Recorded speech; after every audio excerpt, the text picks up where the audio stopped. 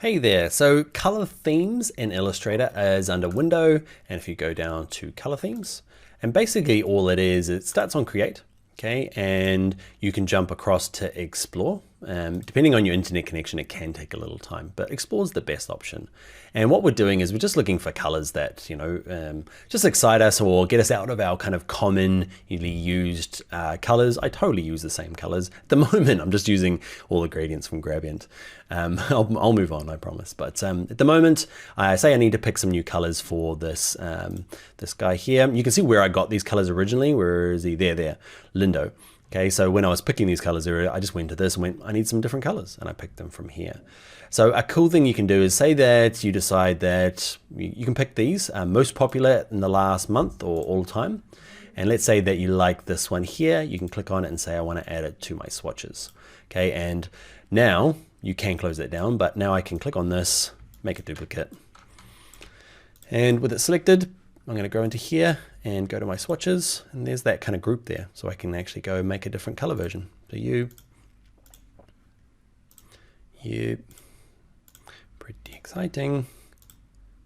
I love it though. It gets me out of my kind of color gloom.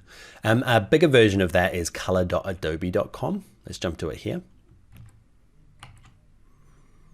And when it loads up, you can create, okay, go to explore. And if you want to, it's quite nice to sign in using your Adobe ID.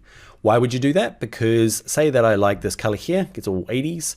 I can click on it, right? I can say, actually, I want to click on edit, and I can go through and copy these hexadecimal numbers over, or the RGB. But actually what I want to do is I'm going to go back to explore, and I want to go to this one that says save.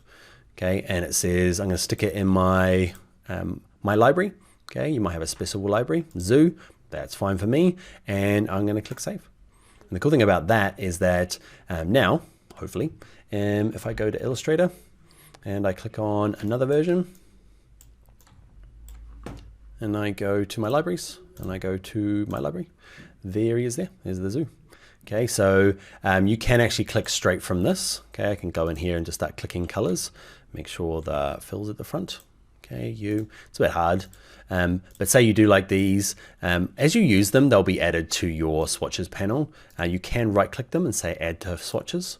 So it depends whether you want to use libraries or you like to find them in here. There's that new group.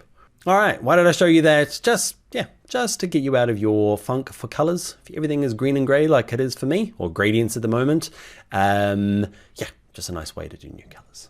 All right, let's get into the next color video.